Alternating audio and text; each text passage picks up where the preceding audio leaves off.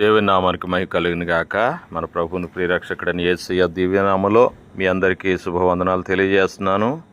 పరిశుద్ధ గ్రంథము నుండి 119వ కీర్తన 23, 24 వచనాలు చదువుకుందాం. అధికారులు నాకు విరోధముగా సభ తీర్చి మాట్లాడుకొందురు. నీ సేవకుడు నీ కట్టడలను ధ్యానించుచుండును. నీ శాసనములు నాకు సంతోషకరములు, అవి నాకు ఆలోచనకర్తలై ఉన్నవి. ఇది దావీదు పలుకుతున్న మాట. ఈ వచనాలను బట్టి దావీదు కష్టంలో ఉన్నట్లు మనకు అర్థమవుతుంది. అయినా సరే తనకు వచ్చిన కష్టాలను బట్టి కృంగిపోయే స్వభావం దావీదుకు లేదు. శ్రమ వచ్చినప్పుడు ఏమి చెయ్యాలో దావీదుకు బాగా తెలుసు. శ్రమ వచ్చినప్పుడు కృంగిపోకుండా దేవుని మాటలను తలపోసుకుంటూ ఆయన పైనే ఆధారపడడం దావీదు యొక్క లక్షణం.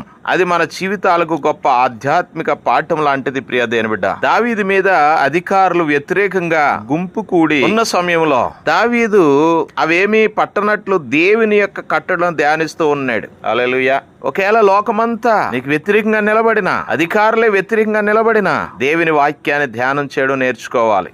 ఎందుకంటే ఆయన కట్టడలు ధ్యానించడం ద్వారా శత్రువులను ఎదుర్కొనే జ్ఞానం పొందుకోగలుగుతాం. అందుకే 24వ వచనం ఏమంటున్నాడు? నీ శాసనములు నాకు సంతోషకరములు, అవి నాకు ఆలోచనకర్తలై ఉన్నవి. ఈ లోకంలో మనిషి సంతోషం కొరకు ఆరాటపడుతూ ఉన్నాడు. అనేక విధాలుగా ప్రయత్నించి తన పాపాన్ని రెట్టింపు చేసుకుంటున్నాడు. గాని సంతోషం లేదు, చివరికి విషాదమే మిగులుతుంది. నా ప్రియ సహోదర సహోదరి, పరిపూర్ణమైన శాశ్వతమైన సంతోషం మనకు ఎక్కడ దొరుకుతుంది? పరిశుద్ధ గ్రంథాన్ని ధ్యానించడం ద్వారా ఆ సంతోషాన్ని పొందుకోగలం. హల్లెలూయా.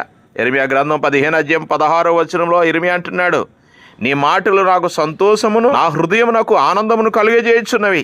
దేవుని మాటలకు మనకు ఆనందాన్ని కలుగజేస్తాయి. దేవుని మాటలు మనకు ఆలోచనకర్తలు. దేవునికి విరోధముగా జీవిస్తున్న ప్రజల మధ్య జీవిస్తున్న మనం ఎట్లా జీవించాలో, ఎలా నడుచుకోవాలో, ఎలా బ్రతకాలో పరిశుద్ధ గ్రంథం మనకు ఆలోచన ఇస్తుంది. హల్లెలూయా. సమస్యల సుడిగుండంలో కొట్టిమిట్టాడుతున్న మన జీవితాలకు దేవుని వాక్యం ఆలోచన ఇచ్చి ముందుకు నడిపిస్తుంది. ముందు గొయ్యి వెనక నుయ్యి అన్నట్టుంటుంది చాలా మంది పరిస్థితులు. ఆ సమయంలో ఏం చేయాలో అర్థం కానప్పుడు దేని బిడ్డ దేని వాక్యాన్ని ధ్యానం చేసి చూడు.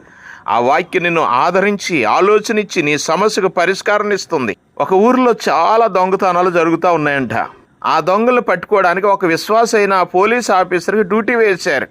వారిని పట్టుకునే బాధ్యత అప్పగించారు.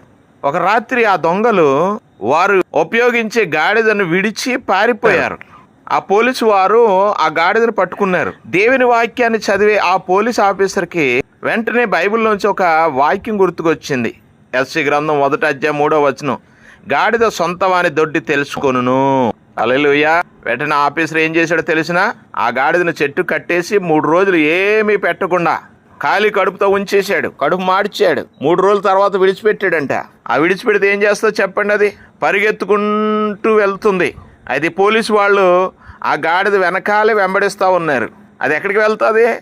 తిన్నంగా వెళ్ళి ఆ దొంగల గుహ దగ్గర ఆగిందంట. వెంటనే ఈ పోలీసు వారు ఆ ఆఫీసర్ ఏం చేశారు? ఆ ముఠాని పట్టుకోగలిగారు. హల్లెలూయా.